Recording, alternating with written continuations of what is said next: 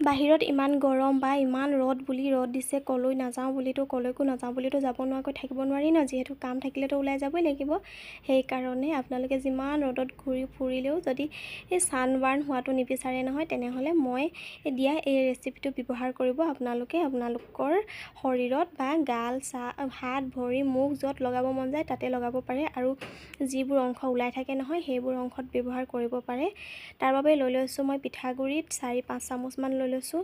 মই মানে এদিনৰ কাৰণে নহয়, 4-5 দিন বা 7 দিন, এসপ্তাহ তেনেকৈ লগাব পাৰি। যিমান দিনলৈকে ব্যৱহাৰ কৰিব পাৰোঁ মই সিমান দিনলৈকে বনাই লৈছোঁ। এক বাতি বনাই লওঁ, তাৰপাছত যিমান দিন পাৰোঁ আৰু সিমান দিন মই লগাই থাকোঁ। পিঠাগুড়ি লৈ লৈছোঁ 5-6 চামুচমান, তাৰপাছত 4-5 কেইচামুচ লৈছোঁ পাহৰি গ'লোঁ দেই, লৈ লৈছিলোঁ। তাৰপাছত কলটো একেবাৰে পূৰা পকি ৰহি যায় বুলি কয় নহয়, তেনেকুৱাকৈ ৰহি যোৱালৈকে লৈ লৈছোঁ।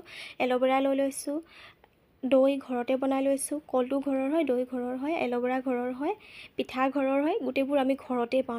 সকলোৰে ঘৰত থাকেই নহয় জানো, পিঠা, কল, দৈ এই বস্তুখিনি সকলোৰে ঘৰত থাকেই। তাৰপাছত এইখিনি মই ধুনীয়াকৈ সানি মানে এটা পেষ্ট বনাই ল'লোঁ। মিক্সিটো মাৰি ল'ব পাৰি, মানে মিক্সিত পিচি ল'ব পাৰি, কিন্তু মিক্সিত আকৌ আমি জলকীয়া পিচি থাকোঁ, চাটনি বনাওঁ, তেনেকৈ বনালে বোলে চাটনি বনাওঁ, তাত যদি কেনেবাকৈ অকণমান জ্বলা পোৰা কৰে, গালত লগাম, মুখত লগাম ন, সেইকাৰণে মই মিক্সিত পিচি লোৱা নাই। যদি আপোনালোকে মিক্সিত জলকীয়া নিপিচে বা তেনেকুৱা এক্সট্ৰা বাতি আছে তেনেহ'লে পিচি ল'ব পাৰে দেই। গোলাপ জল কয়নে, গোলাপ বাৰী কয়নে কি কয় আৰু তাৰ লৈ লৈছোঁ 3-4 চামুচমান, 2-3 চামুচমান ল'লোঁ নেকি, পাহৰিয়ে গ'লোঁ নহয়, পুটুকৈ চাই গৈছিলোঁহে। তেনেকৈ মানে আপোনালোকে পৰিমাণ অনুসৰি ল'ব, আৰু যিমান বস্তু লয় সিমানখিনি নিজে মিলাই ল'ব জানিবই ন, পানী ব্যৱহাৰ কৰিব নালাগে। আৰু দৈ, এই কল, মানে গোটেইখিনি সেই বস্তুখিনিয়ে পিঠাখিনি ধুনীয়াকৈ সানি ল'ব পৰা হৈ যাব লাগে। অলপ বেটাৰটো দেখিছে নহয় কেনেকুৱা হ'ব লাগে, তেনেকুৱাকৈ। তাৰপাছত আৰু কি হ'ল, হৈ গ'ল, বেছি সময় প্ৰয়োজনো নাই। তাৰপাছত পইচাও খৰচ নহয়, ঘৰতে থাকে, গোটেই বস্তুখিনি একেবাৰে সহজতে পোৱা যায়। এটা ধুনীয়া ফেচ পেক বুলিয়ে ক'ম নে কি বুলি ক'ম বাৰু, আপোনালোকে কমেণ্ট কৰি জনাবচোন দেই কি বুলি ক'ম। এতিয়া এইখিনি ধুনীয়াকৈ লগাই লৈছোঁ। মই লগাই থাকোঁ প্ৰায় গৰম দিনত এইটো বস্তুৱে ইউজ কৰোঁ। মই বিশেষকৈ ইউজ নকৰোঁৱে। ক'লা দাগবোৰ যাবলৈ ক'ৰবাৰ পৰা আহি মেলি ফেচ ৱাছ কৰাৰ আগতে মই এই পেষ্টটো লগাই লওঁ।